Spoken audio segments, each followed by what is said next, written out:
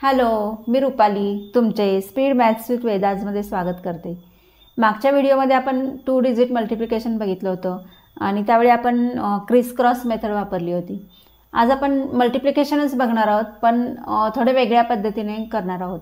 अजून दुसरी ट्रिक वापरून आपण करणार आहोत आणि ह्या ट्रिकसाठी आपण 1-2 रूल आहेत, ते रूल कोणते आहेत आणि आपण कसं मल्टिप्लिकेशन करायचं ते बघूया।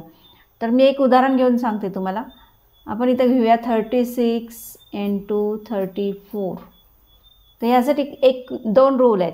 2 रूल म्हणजे काय, ह्याचं जे युनिट प्लेस आहे, एकक अंक आहे, त्याची बेरीज 10 यायला पाहिजे आणि त्याचा जो 10ची प्लेस आहे ते दोन्ही अंक सेम असले पाहिजेत। तर इथं कसं 3 सेम आहे आणि युनिट प्लेसला 6 + 4 10 येतं।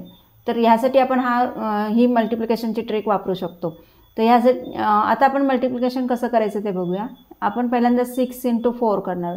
6 × 4 = 24। 24 इकडे लिहिणार आपण आणि 3 जार न करता 3चा सक्सेसर म्हणजे 3च्या पुढची संख्या 4, तर 3 × 4 करणार आहोत।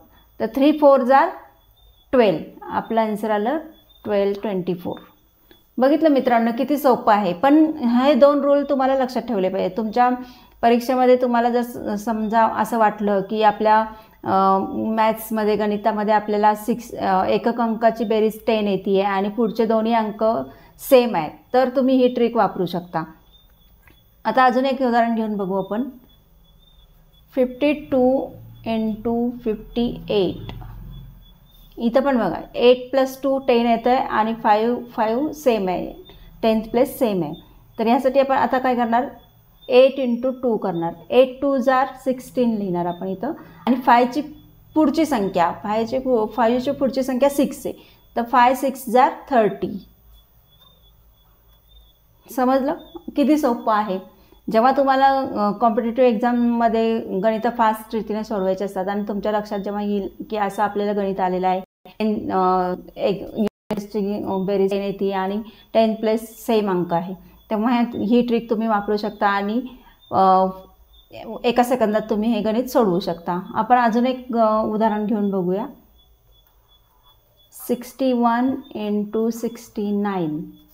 आता 9 + 1 10 येतं आणि 6 सेम आहे, तर 9 × 1 करायचे। 9 × 1 = 9 आणि 6ची पुढची संख्या 7, म्हणून 7 × 6 = करायचं 42। इथं 0 येणार, आपल्याला 09 करायचं। 23 × 27। 7 ने 3ला मल्टिप्लाय करायचं। 7 × 3 = 21 आणि 2च्या पुढची संख्या 3, 3 × 2 = 6। ह्याला आपलं आन्सर। बघितलं मित्रांनो, किती सोपं आहे।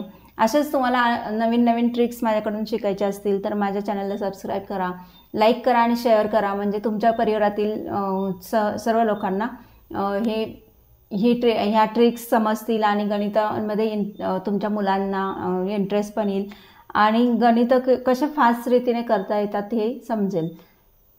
थँक्यू।